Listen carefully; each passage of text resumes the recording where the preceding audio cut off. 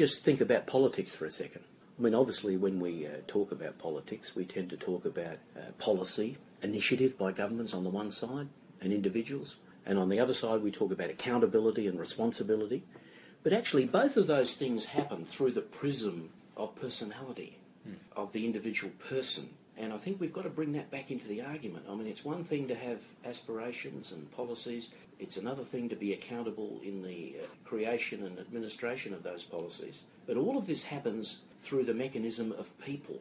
And the way they deal with conflict, the way they meet the challenge of personal responsibility, the way that they try to achieve their ends in relationship to others are very important issues. And I don't think politicians think enough about themselves and where they fit in as individual human beings rather than as cogs in the machine that will win votes, introduce and administer policy. All of those things happen in a world of conflict, of pressure.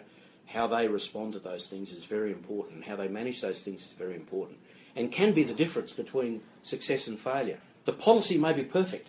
The theory absolutely spot on, but the delivery imperfect because the personality is not capable of working in the real world situation.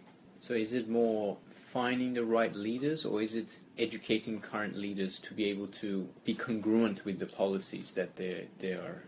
Well, I think hopefully the accountability mechanisms will work such that those characteristics are given more emphasis over time because they're recognised to be important. And I don't think there's any guarantee of that. So I think there has to be a public debate about what a good leader is.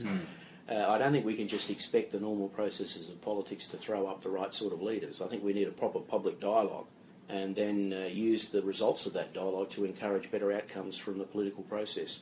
And that means better leaders. And what do you consider as good traits of a good leader?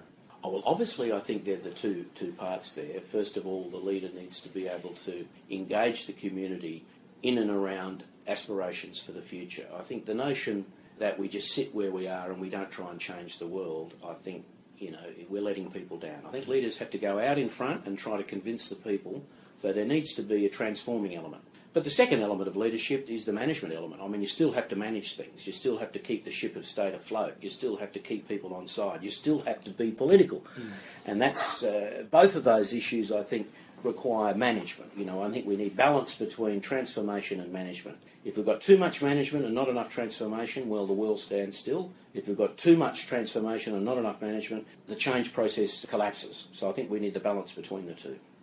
That's right. So if there's too much transformation, it becomes too chaotic because then it becomes too hard to manage. And people lose their bearings. They feel uncertainty. People, I think, can cope with change, but they need to know that it's going somewhere and they're not going to be sacrificed in the process, and there's empathy towards their interests. Sometimes change processes can get out of hand, and many political leaders have fallen. They've had great ideas, but they just don't succeed because they're incapable of bringing people with them. So leaders have to have, the skills of what we might call transformational leadership, but they also need all of those transactional skills related to the management of any organisation, or in the case of politics, the management of politics in the nation.